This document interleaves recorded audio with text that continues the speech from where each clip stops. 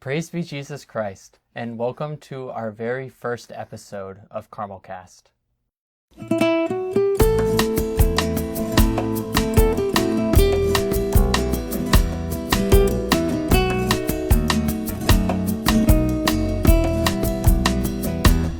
I'm Brother John Mary of Jesus Crucified. I'm Brother Pier Giorgio of Christ the King. We're Discalced Carmelite friars of the Washington province of the Immaculate Heart of Mary. CarmelCast is a production of our publications ministry, the Institute of Carmelite Studies Publications, or ICS Publications. We specialize in the English translations of the writings of the Discalced Carmelite saints, St. John of the Cross, St. Teresa of Avila, St. Teresa of Lisieux, St. Teresa Benedict of the Cross, or St. Edith Stein, and St. Elizabeth of the Trinity, just to name a few. We also publish great contemporary commentaries on the writings of these saints, as well as commentaries on Carmelite spirituality in general. You can find our website, www.icspublications.org, in the link of this podcast below. Before we jump into today's topic, Brother, why don't you say a little bit about what is CarmelCast and what do we plan to do with this time?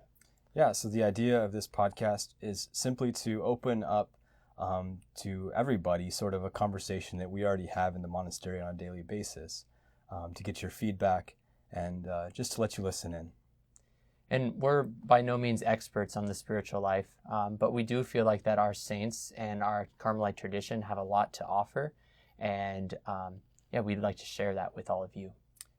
Yeah, and whether you're maybe just a beginner in the spiritual life, you've not prayed much at all, or you've been praying for a long time, we believe that this podcast can be for everybody. And in fact, the topic of today's episode is a topic really for everybody, and that's the topic of conversion. So I think it's interesting that we usually hear the word conversion in the context of like somebody, perhaps an atheist who is converted to Christianity, or you have the maybe a Protestant who converted to Catholicism. That's usually the context that we hear the word conversion, but really I think that conversion is so much more than that, and it's really something that we're all called to. And it's not something that we're just called to when it happens once in our life, but it's actually something that we're called to on a daily basis. Yeah, and I think right now we're gearing up for the season of Lent, and that's really a time to really call into question the idea of conversion and our conversion on a yearly basis. It's a time the Church sets aside for that theme. Yeah, and just always, I think it's always important to remember that we're all called to that, no matter where we are, whether we're just beginners in this life or whether we're already very, very advanced. And I think that we can find examples of that type of conversion, especially among our own Carmelite saints. There's such a wide diversity of different experiences that they had at different points of their life of conversion. Right. I think of, St. Teresa of Avila, our foundress. When she was writing the interior castle, she even, in the structure of the work in the 7 dwelling places of the interior castle, 3 of those 7 dwelling places really have a place for conversion in the spiritual life. And that's right even at the beginning, for a true beginner, as well as we progress into the spiritual life towards union with God. Yeah, that also reminds me of the conversion, or one of the moments of conversion in the life of St. Therese, because she had her Christmas conversion, as we call it. When I think she was 13 or 14 years old, she had this real experience of self-knowledge into her own life. But she was already a believing Catholic. She was already, was receiving the sacraments, and yet she had a moment of conversion. And then we can contrast that with, I think, St. Teresa Benedicta, who was, I don't know, atheist or agnostic at least, wasn't a believer. And then she also had an experience of conversion, which brought her to the Catholic faith. Yeah. And I think, again, of St. Teresa of Avila, our foundress, who was in the monastery for 20 years before she had sort of her definitive conversion that ultimately led for her to reform the Carmelite order. Yeah, and she was almost 40 years old at that time. And so I think that gives all of us a lot of hope, too, that there's going to be continual grace for conversion as we go along. I really think that it's important that conversion is not just a one-time event or even just an occasional event, but it's a way of life. We live conversion daily. And why do we live conversion daily? Because we're falling away from God daily as well. Mm-hmm. And that's part of this process, and part of the process of Lent too, I think, is really realizing the little ways in our daily life that we choose by through our selfishness, through our pride, to choose other than God, other than love. And so we continually need conversion in order to be, because conversion comes from the Latin conversio, which is a turning, turning to God. And so we continually need to be living these lives where we're turning back to God. Yeah. When Saint Teresa was in that initial 20 years of being a Carmelite nun, she often writes in her autobiography how many times during that time that she was really just on the verge of mortal sin so many times. And I think that we can all relate to that in different parts of our life where we feel like, the edifice that we try to build for ourselves, in whether it be holiness or spirituality, becomes tested, and the edifice that we built can maybe come crashing down, and we feel really discouraged in that. And it's so important to allow those opportunities for conversion to come back so that we can sort of pick ourselves up again towards God with His grace. Yeah, and I think that's what kind of why we're talking about this now during Lent, especially, is that Lent is a time set aside particularly for this purpose. Mm-hmm. I mean, yes, we should be living conversion always, but Lent is a special time where we even do special practices, and we have certain, focus when it comes to readings in order to really to focus again on living lives of conversion. The whole point of these periods of conversion and the whole point of the spiritual life, I think it's good for us to really kind of solidify the end goal and where we're going. I know that when people ask us about St. John of the Cross and his writings, they want to know, well, I should start with the Dark Night, right? And that's a really common question, but it's, I remember when I was first introduced to St. John of the Cross and asked the same question, and I remember a very wise friar told me to start with the Living Flame of Love, to get an idea of where we're going. So where are we going? What's the point of the Living Flame of Love, do you think? Yeah, I mean, really, all of the spiritual life, the whole point of conversion, the whole point of our lives here really is to attain union with God, and so that always, I think it's important to always keep that end in mind, because it helps put everything else in perspective. Mm-hmm. And I just remember this story of Saint Teresa when she was young. Her and her brother, they were going to run off in order to be martyred. You can imagine these young kids just running off with this. They had this great desire to become saints, and so they thought the easiest way was to become martyrs. And so they were going to run off to be murdered by the Moors. And they didn't get very far before one of their relatives in the town brought them back. And Teresa said that the reason why she did that is because she said, "I want to see God." And that even from a young age, she had that goal in mind, and therefore her whole life could be focused on that end. Yeah, it's amazing how a little story like that can have such a profound influence on, I guess, the definitive sort of quality of someone's spirituality and their whole religious life, really, as a nun. For her, one of our friars, Blessed Marie Eugène, his sort of synthesis of the spirituality of St. Teresa is titled, "I Want to See God." And I think that's really sort of appropriate because it has such a huge focus in Teresa's own autobiography.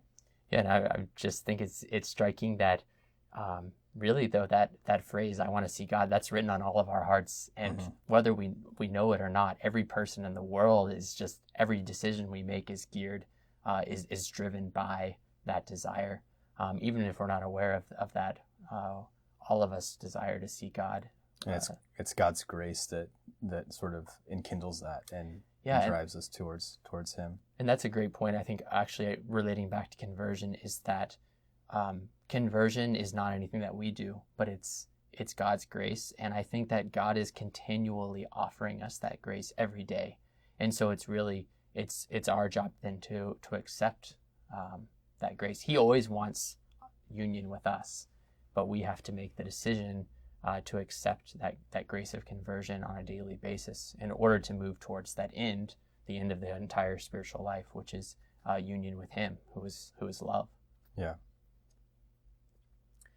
But I think like one thing we see, I know from my own experience, and I think we read about it in St. Teresa's life especially, is on this road, on this journey towards union with God. There are a lot of difficulties, and sometimes we have these great desires. I want to see God, and then things kind of fall apart. So conversion, it's not easy.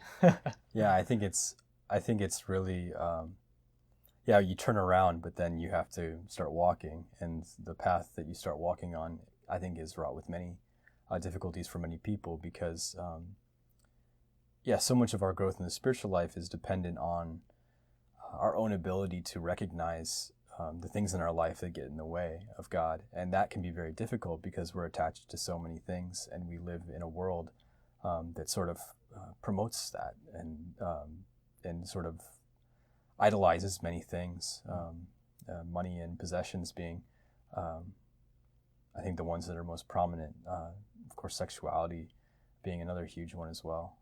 I think John of the Cross really, he classifies those just these sorts of struggles that we face when we're striving for union with God in 3 different categories. He talks about how there's the world, there's the devil, and there's the flesh. Right, that comes from St. Paul. Yeah, and so these are the things really that make conversion so difficult.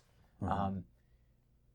Just like for example, the world can keep us away from God in the sense of, we could have family members or friends that we have unhealthy relationships with that kind of draw us away. We could have commitments in the world that don't allow us to advance in our spiritual lives.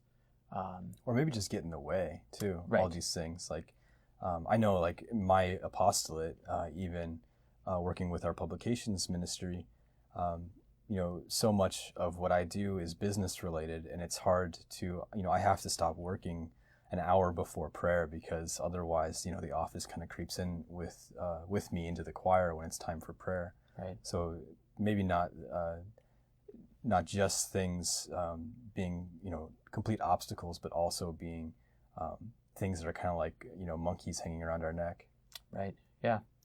Yeah. And then so that was, I think those are good examples of things in the world that kind of make conversion difficult. And then St. John also talks about the devil he's real, and especially at these moments of conversion, he sees the great good that could come out of this. And so he uses lies, he uses despair and depression in order to kind of just help keep us away from that conversion. You were telling me yesterday, I think, about Deus Una in the spiritual alphabet and how that one sort of tactic of the devil. Maybe you should bring that up again because I really thought it was helpful. Yeah, so this is from the 3rd spiritual alphabet, which is by a Franciscan from around the time of St. Teresa. St. Teresa read this book called The 3rd Spiritual Alphabet that had a very profound impact on her own spiritual life. But one of the things in that book that I read was that when the devil senses resistance, he lets up. And he does this so that we gain courage, and so we think that we are doing well, and we become proud and really just focused on what we're doing. Mm-hmm. And so that's actually a tactic, is the devil will let up so that we think we're making great progress on our own, right? And then he'll sweep in and cause problems. So. Yeah, it's like building sort of like a spiritual house of cards where it's very precarious, but we think that there's nothing that can disturb it, but then the first sort of gust of wind or disturbance is quick to knock it down. So it's always important when we are sort of venturing in spiritual growth that we really are building on solid foundations. Yeah, and then the 3rd classification that St. John talks about, so we had the world, the devil, and then he talks about the flesh or the self. And this is really the one that he says is the most problematic and is the most, keeps us from really growing in the spiritual life. Because interiorly, we just have so many attachments to things. We so often in our lives, we make decisions based on our own selfish motives. And those are the hardest things to overcome. Mm-hmm. Yeah, I think for someone who's, maybe been praying for a long time, and maybe struggles and has kind of this sort of plateau, or not sort of a plateau, and kind of, they perceive it that way, in sort of their growth in virtue and towards union with God. I think this might be sort of a good way to introduce in our tradition how self-knowledge becomes a huge importance, because I think maybe not for the beginner, but for someone who's more advanced, that most of our conversion is sort of I think comes from the self-knowledge we gain by sort of endeavoring into the spiritual life. Right. Yeah, and the reason why is because it's through self-knowledge that we overcome ourselves. We become aware of our own weaknesses, our attachments, and that allows us to be more open to God's grace than in overcoming those things. Yeah, and self-knowledge, is always self-knowledge in light of God. So immediately we're talking about being humbled before Him, and seeing our weaknesses in light of the divine physician who's able to heal. Yeah. So I think we can see in all these examples of things that are appear to be struggles in the spiritual life, to growth, to conversion, and I think one of the keys then is just realizing that that's normal. Mm-hmm. We all go through these kind of ups and downs in our spiritual life, and it's so normal to have moments of intense conversion, and then to have moments where you feel like you're sliding back again. And God uses those ups and downs to help us. We should be, I think it's St. Paul that talks about tending towards eternal life. And so you have to look at this big picture of where is my life headed.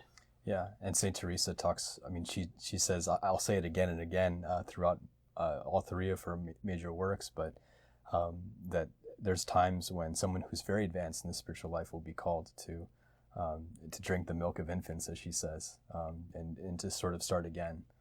So there's always this sort of there's opportunity to draw back and to be aware of where you are and where we need to go. Yeah, because until we've reached perfection, which is only in the life to come, there's always a need for conversion. Mm-hmm. Faced with all of these struggles, then what do we need then as we're moving forward in the spiritual life? How can we take this journey? Yeah, so when I was thinking about this beforehand, the author that came to mind was the commentator on Saint Teresa, our friar, Blessed Marie Eugène, and he has this great book. We already mentioned it. I Want to See God, which is part one of a sort of a synthesis of Carmelite spirituality. This volume focusing more on, I think both volumes focusing more on Saint Teresa, but using aspects of Saint John of the Cross.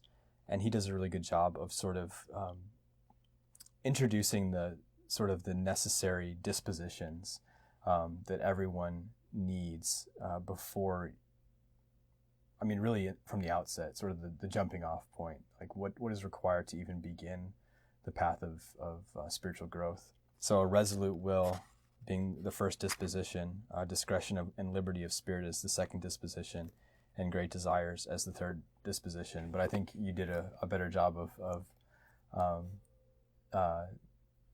alliterating them. Yeah. So I kind of reordered some of what I think the same three that he said though, but I like the idea of having desire, determination, and discretion. And so we have those three D's that and these are necessary dispositions, if we want to go with another D there, for growth in the spiritual life. Mm-hmm. So let's start with, well, the first one actually we've kind of even touched upon already is desire. Yeah.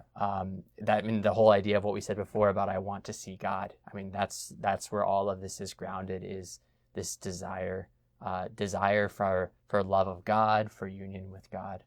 And I think that can take maybe some unexpected shapes and forms too, because I think of St. Teresa Benedicta, how she writes that anyone who seeks the truth is seeking God, whether they know it or not. I think you mentioned that earlier, in fact. And that comes from St. Thomas Aquinas in De Veritate in a little bit different way. But this notion of some people are desiring God without even realizing it, or maybe they don't think of it in a... I think most people are aware of sort of Christian worship and Christian prayer, but they may not fully understand it, but they're seeking truth. And I think that's a disposition that God can work with. Yes, definitely. Yeah. Yeah, and I'm reminded of talking about desire of St. Teresa writes in The Way of Perfection. She says that the measure that you desire him, you will find him. And I actually have that written on a Post-it note on my door, because it's so important. It's not that, the measure that you desire him, you might find him. She's very strong. The measure that you desire him, you will find him. Mm-hmm. And that's very reassuring to me at times. Yeah. I think of, I had a friend when I was in college, and at the beginning of every semester, we'd always say to each other, okay, this is the semester, man, where I'm going to get really holy. This is the semester. And so we'd start out with all these like great desire, right? And then of course, a couple weeks in, things would get busy with school, mm-hmm. and things would start dropping off. But at the beginning of the next semester, again, it would be, this is the semester. This is the semester. We're going to get holy. And now I can look back on those years, and they were probably some of like the greatest growth that I had in the spiritual life. Yeah. Yeah, it's because, I think those sort of bursts of energy, right, towards making changes in your life. I think you see the fruit of them quickly, and you're able to be, once you start growing in virtue, it's easy to, not easy, but it makes sense why a virtue is something to be desired and why it's good. Yeah. Yeah. So that's desire. Yeah. So now let's talk about determination. This is the one that I feel like also Teresa of Avila is very big on. Yeah. She always talks about you have to have a determined determination. And I think the reason why is because we all see this in our life, is that desire isn't enough, because we start out with strong desires and then we fall. Yeah. And we become discouraged and we face struggles. Yeah, one of my favorite scripture verses is from the letter to the Hebrews, where the author of the letter says that have you resisted sin to the point of shedding your blood? And of course, he's speaking of the great determination of the martyrs, but really encourage the early church in being determined towards turning away from sin and living the gospel. Right. Yeah. Yeah. And I think that determination, like we said with desire too, is it presents itself in different ways in different people. But the whole point of it always is to be just, kind of remember that even when we fall, we're going to fall. And even when we fall, even when we struggle, that we have to get back up again and keep moving forward. Right. Yeah. And when necessary, to seek the sacraments that give us the grace to do that as well. Right. Daily Eucharist, of course, being the primary sacrament for healing venial sin, and then the sacrament of reconciliation to always for venial sin, but being the special remedy that God gives the Church to heal from very serious and mortal sin. Yeah, and these are the good kind of external things in our lives that really help us to remain, to continue along the road, but to remain determined. The sacraments of the Church, and also I think just having a community too we're lucky in the monastery. We live with a group of brothers who are striving towards this intimacy. But everyone has someone that they can find, or some way that they can find, mm-hmm. A community in some sense, in order to help them remain determined. Because the main work of the devil during this time of conversion is to try to encourage us to despair. He wants us to give up, and despair is the main way that we kind of fall away. And so sometimes we need the sacraments, we need our brothers in order to keep us from falling into despair and help us to remain determined on our journey. Mm-hmm. So then the third one is discretion. Discretion. So I think that one's probably the hardest. I think it's an important part of our own tradition. Even in our rule, the Carmelite rule is the rule of St. Albert. Mm-hmm. And at the very end, it talks about, in all of these things, see that common sense is not exceeded. And then it says that common sense is the guide of, is it the guide? The guide of the virtues. The guide of the virtues, yeah. And that's from St. John Cassian. So, it's always to remember common sense. Discretion is so important in the spiritual life.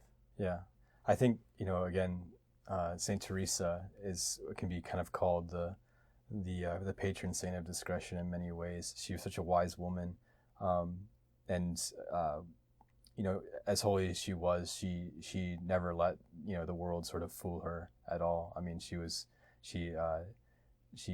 takes the line from the gospel, be as wise as certain serpents, but gentle as doves, or gentle as lambs. That also reminds me of speaking of Holy Mothers, Saint Teresa's discretion is how when she first visited the friars at Dorarello, she loved all the penance that they were doing and the prayer and all of that. But one of the things that is passed down in the tradition is that she saw that the friars weren't wearing shoes, and they were out walking. Sometimes it was snowing, and they had to walk miles and miles to go to the next town in order to preach to the people. And so, being the wise and holy woman that she was, she insisted you have to put on sandals. You can't walk around barefoot because you're going to get sick and you're going to die. Yeah, and that would be a kind of a bad first start for the very first two friars who were at Dorarello for the Carmelite reform. But yeah, I mean, one of the principal sort of things that really comes out in the Way of Perfection, one of her great masterworks that she wrote about most of the practice of asceticism that she recommended for her first nuns was asceticism always to sort of break down the barriers that hinder one from going to prayer, and that the very first asceticisms that we undertake should be aimed at making time for prayer and eliminating distractions that will kind of carry on our backs as we walk into the chapel, right, or to wherever we're praying. Because there's dangers in works of asceticism of whether it's if you're fasting too much or if you're not sleeping enough, that actually can become a hindrance to you in prayer and make prayer not possible. Right. If you're just sleeping the whole time in the choir when you're trying to pray, then that's not helpful. Yeah, she mentions in her autobiography, Saint Teresa, that there's a young nun who's doing so much penance that she's not going to be able to fulfill the rule that she professed. She made her profession of vows too, right? So certain things, works of asceticism can get in the way of our calling in life, and that's really dangerous. So we see that we have these three dispositions then that we've talked about: desire, determination, and discretion. And these are all these can be found very clearly, I think, in the writings of both Saint Teresa and Saint John, and that these are interior dispositions that we need in order to respond to God's grace of conversion, and from the beginning, kind of to respond to that grace and grow in the spiritual life. So then once we have these main dispositions, I guess, what's the next step then? Yeah, so in the second dwelling place of the interior castle, St. Teresa talks about how prayer is the doorway into the path of the spiritual life. And I think it'd be a good way to end this episode by reading that passage from the interior castle, which will really set us up really well for the next episode where we're going to talk about prayer itself. So in the interior castle, This is in the second dwelling place, in chapter 1 of the second dwelling place, paragraph 11. To give a little context, she's talking about how this life of fleeing towards God in the spiritual life, away from the world, and away from sin and the things that keep us from God. Why even bother? So that's sort of the context of this paragraph. But she says here, someone could think that if turning back is so bad, it would be better never to begin, but to remain outside the castle. I have already told you at the beginning, and the Lord himself tells you, that anyone who walks in danger perishes in it, and that the door of entry to this castle is prayer. Well now, it is foolish to think that we will enter heaven without entering into ourselves, coming to know ourselves, reflecting on our misery and what we owe God, and begging him often for mercy.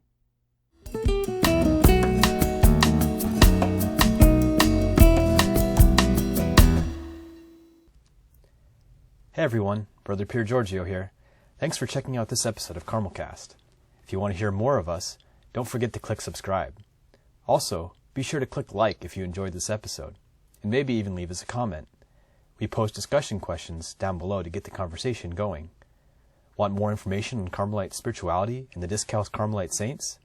Then you'll want to check out our website, www.icspublications.org. There's a link in the description of this episode. From here, you can see all our current promotions and access our complete catalog for the writings of St. John of the Cross, St. Teresa of Avila, St. Teresa of Lisieux, St. Elizabeth of the Trinity, and St. Edith Stein. If you want to stay up to date on all our promotions and new titles, then be sure to add your email to our email list. There's no better way to stay up to date on the latest Carmelite publications. Thanks for joining us, and may God bless you.